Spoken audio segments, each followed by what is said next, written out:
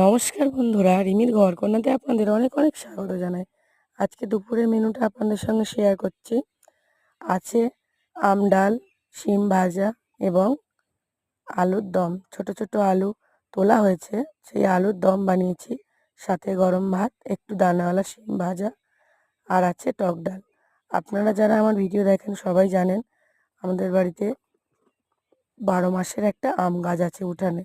সেই আম দিয়েই আমি সারা বছর বিভিন্ন রকমের রেসিপি আপনাদের সঙ্গে শেয়ার করি। তাই আজকে একটু টক ডাল বানিয়ে ফেললাম। রোজ রোজ একঘেয়েমি খেতে ভালো লাগছে না, আর একটু একটু গরমও পড়ছে। তাই ভাবলাম আজকে একটু টক ডাল বানিয়ে নিই। তাহলে রেসিপিগুলো কেমন লাগলো কমেন্টের মাধ্যমে জানাবেন, আর অবশ্যই আমাকে সাপোর্ট করবেন। আর যারা আমার ভিডিও নতুন দেখছেন তারা সাবস্ক্রাইব করে দেবেন। তো বন্ধুরা, ভিডিওটা এখানেই শেষ করছি। ভালো লাগলে লাইক কমেন্ট শেয়ার করে দেবেন। আর হ্যাঁ, আপনারা ভালো থাকবেন।